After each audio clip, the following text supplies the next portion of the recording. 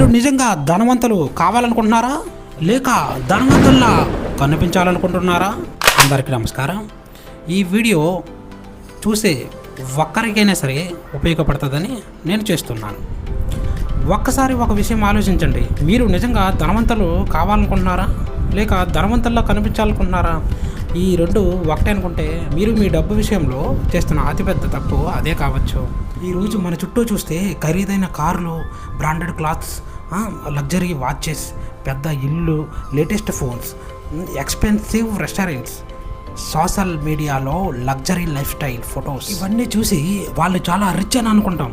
కానీ మనం చూడలేని విషయం ఒకటి ఉంది. వాళ్ళ బ్యాంక్ అకౌంట్లో నిజంగా ఎంత ఉంది, వాళ్ళకు ఎంత డెబిట్ ఉంది, వాళ్ళ ఇన్వెస్ట్మెంట్ ఎంత, వాళ్ళ మంత్లీ ఎక్స్పెన్సెస్ ఎంత మనకు తెలియదు. ఎందుకంటే కనిపించేది లైఫ్ స్టైల్ మాత్రమే, కనిపించేది వెల్త్. అందుకే ఈరోజు ఒక పవర్ఫుల్ మనీ కాన్సెప్ట్ గురించి మాట్లాడుకుందాం. దాని పేరు ఫైనాన్షియల్ ఇన్విజిబిలిటీ. అంటే డబ్బు ఉన్నట్లు కనిపించకుండా జీవించడం. ఒక చిన్న ఎగ్జాంపుల్ చూద్దాం. రాజు నెలకు 1 లక్ష సంపాదిస్తున్నాడు. అతను కొత్త కారు తీసుకున్నాడు, బ్రాండెడ్ క్లాత్ కొంటాడు, లేటెస్ట్ ఫోన్ ఉంది, వీకెండ్కి ఎక్స్పెన్సివ్ రెస్టారెంట్కి వెళ్తాడు. సోషల్ మీడియాలో అతని లైఫ్ స్టైల్ చూస్తే అతను చాలా రిచ్ అనిపిస్తాడు. ఇప్పుడు సురేష్ని చూద్దాం. అతను కూడా నెలకు 1 లక్ష సంపాదిస్తున్నాడు. కానీ అతను సింపుల్ కారు వాడుతున్నాడు, అవసరం లేని బ్రాండెడ్ క్లాత్ కొనాడు, ఫోన్ మార్చాల్సిన అవసరం లేకపోతే మార్చడు, వీకెండ్లో అన్నెసెసరీ స్పెండింగ్ చేయడు, మిగిలిన డబ్బును సేవ్ చేసి ఇన్వెస్ట్మెంట్లో పెడతాడు. బయట నుంచి చూస్తే రాజు రిచ్లా కనిపిస్తాడు, సురేష్ ఆర్డినరీగా కనిపిస్తాడు.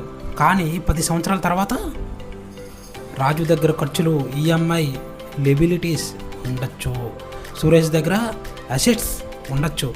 అప్పుడు అసలు రిచ్ ఎవరు? కనిపించేవాడు కాదు, కనిపించకుండా వెల్త్ బిల్డ్ చేసేవాడు. ఇప్పటి కాలంలో మనకు ఒక పెద్ద ప్రాబ్లం ఉంది, అది సోషల్ మీడియా. ఇన్స్టాగ్రామ్లో ఒక వ్యక్తి ఒక కొత్త కారు కొన్నాడు, మరొకరు ఫారెన్ ట్రిప్కి వెళ్ళారు, ఇంకొకరు లగ్జరీ వాచ్ పెట్టుకున్నారు, మరొకరు ఎక్స్పెన్సివ్ రెస్టారెంట్లో డిన్నర్ చేస్తున్నారు. మన బ్రెయిన్ ఏం చెప్తుంది? నాకు ఇవన్నీ కావాలి. ఇక్కడే కంపారిజన్ మొదలవుతుంది. కానీ మనం వాళ్ళ హైలైట్ రీల్ మాత్రమే చూస్తున్నాం. వాళ్ళ బ్యాంక్ స్టేట్మెంట్ చూడటం లేదు, వాళ్ళ లోన్ స్టేట్మెంట్ చూడటం లేదు, వాళ్ళ క్రెడిట్ కార్డ్ బిల్ చూడటం లేదు, వాళ్ళ ఫైనాన్షియల్ స్ట్రెస్ చూడటం లేదు. అందుకే ఇతరుల లైఫ్ స్టైల్ని మీ ఫైనాన్షియల్ డెసిషన్ తీసుకోకండి. ఎందుకంటే మీరు వాళ్ళ ఇన్కమ్ని చూడకుండా వాళ్ళ స్పెండింగ్ని కాపీ చేస్తున్నారు. ఈ ఎక్స్పెన్సివ్ కార్ ఎగ్జాంపుల్. ఒక వ్యక్తి దగ్గర 10 లక్షలు ఉన్నాయి. ఆ 10 లక్షలను ఒక అసెట్లో పెట్టుబడి పెట్టవచ్చు, లేదా ఆ 10 లక్షలతో కారు కొనవచ్చు. కారు కొన్న వెంటనే అతనికి ఒక స్టేటస్ వస్తుంది, పీపుల్ నోటీస్ హిమ్. కానీ కార్ అతనికి వెల్త్ క్రియేట్ చేస్తుందా? సాధారణంగా అది ఒక depreciating asset. Fuel, insurance, maintenance, repairs, ఇవన్నీ ఆన్గోయింగ్ ఎక్స్పెన్సెస్.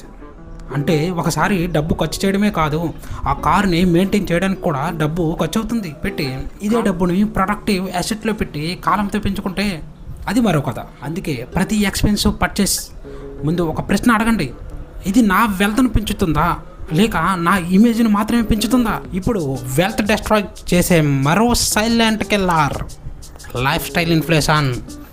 శాలరీ 40,000 ఉన్నప్పుడు 30,000 ఖర్చు చేస్తున్నారు. తర్వాత ఆ శాలరీ 70,000 అయింది. మీరు అనుకుంటారు ఇప్పుడు నా లైఫ్ స్టైల్ అప్గ్రేడ్ చేయాలి. కొత్త ఫోన్, కొత్త బైక్, పెద్ద హౌస్, ఎక్కువ షాపింగ్, రెస్టారెంట్స్, ట్రిప్స్. శాలరీ 1 లక్షకు చేరితే మళ్ళీ లైఫ్ స్టైల్ అప్గ్రేడ్. ఇలా ఇన్కమ్ పెరిగే కొద్దీ ఎక్స్పెన్సెస్ కూడా పెరుగుతాయి. చివరికి మీరు ఎక్కువ సంపాదిస్తున్నా ఎక్కువ సేవ్ చేయలేరు. అదే trap.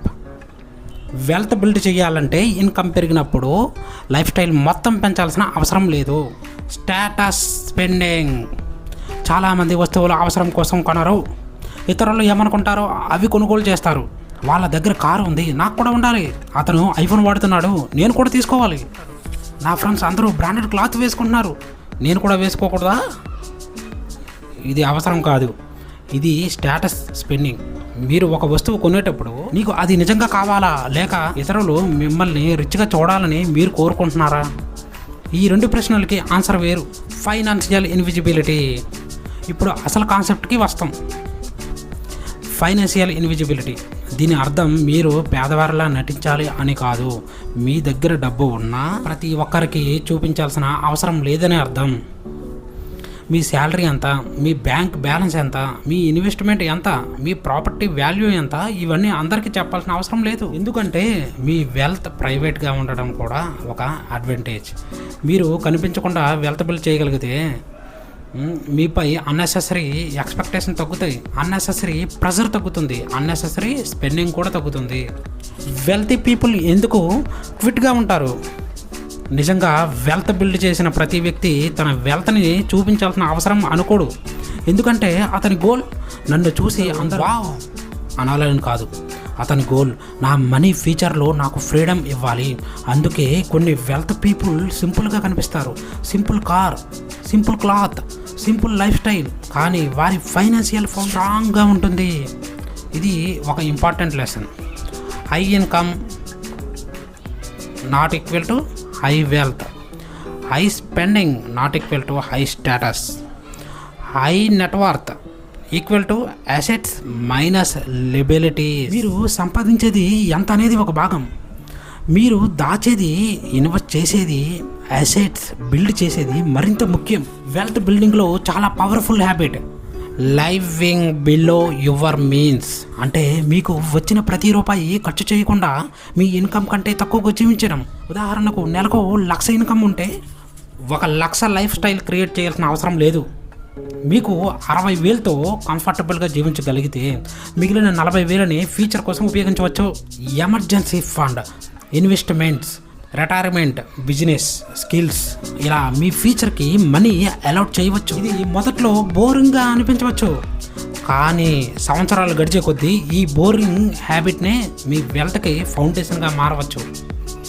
Looking poor actually means what? ఇక్కడ ఒక క్లారిఫికేషన్. లుకింగ్ పూర్ అంటే నిజంగా పేదవాడిలా కనిపించాలి అని కాదు. మీకు నచ్చిన మంచి క్లాత్స్ వేసుకోకూడదని కాదు, ఒక మంచి కారు కొనకూడదని కాదు, మీరు సంపాదించిన డబ్బు ఎంజాయ్ చేయకూడదని కూడా కాదు. అసలు పాయింట్ ఏంటంటే మీ ఫైనాన్షియల్ ఫ్యూచర్ని సాక్రిఫైస్ చేసి ఇమేజ్ మెయింటైన్ చేయకండి. మీకు లగ్జరీ కొనగలిగే స్తోమత ఉంది, మీ ఇన్వెస్ట్మెంట్ కూడా స్ట్రాంగ్గా ఉన్నాయి, మీ ఎమర్జెన్సీ ఫండ్ ఉంది, డెబిట్ మేనేజబుల్గా ఉంది, అప్పుడు మీరు ఈ లగ్జరీ ఎంజాయ్ చేయవచ్చు. కానీ కేవలం ఇతరులను ఇంప్రెస్ చేయడానికి డెబిట్ తీసుకొని లగ్జరీ కొనడం వెల్త్ బిల్డింగ్ కాదు. మనీ ప్రైవేట్గా ఉంచడం, మీ ఫైనాన్షియల్ లైఫ్ని ప్రైవేట్గా ఉంచడం ఒక ఇరిటేటెడ్ హ్యాబిట్. ప్రతి ఒక్కరికి మీ శాలరీ చెప్పాల్సిన అవసరం లేదు, మీ సేవింగ్స్ చెప్పాల్సిన అవసరం కూడా లేదు, మీ ఇన్వెస్ట్మెంట్స్ చెప్పాల్సిన అవసరం లేదు, మీ బ్యాంక్ బ్యాలెన్స్ గురించి మాట్లాడాల్సిన అవసరం లేదు.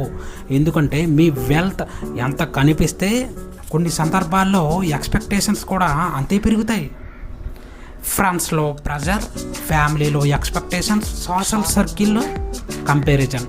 అందుకే earn quickly, save quickly, invest quickly, grow quickly. మీ రిజల్ట్స్ మాట్లాడే రోజు వచ్చే వరకు మీ మనీకి పబ్లిసిటీ అవసరం లేదు.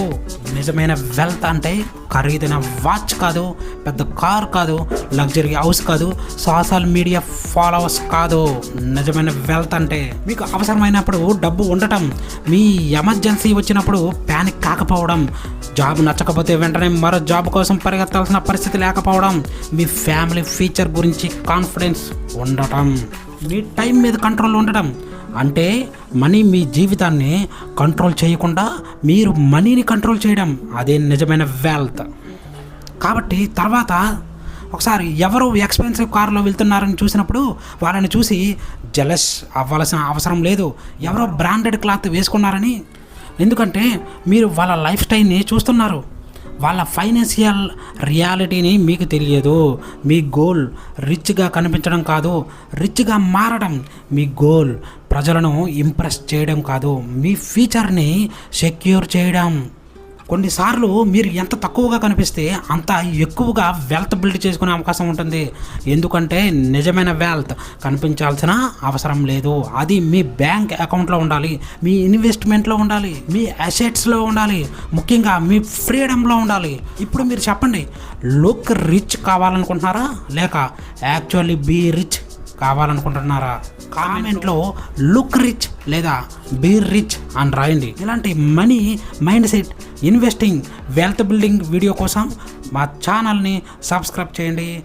అందరికీ ధన్యవాదాలు.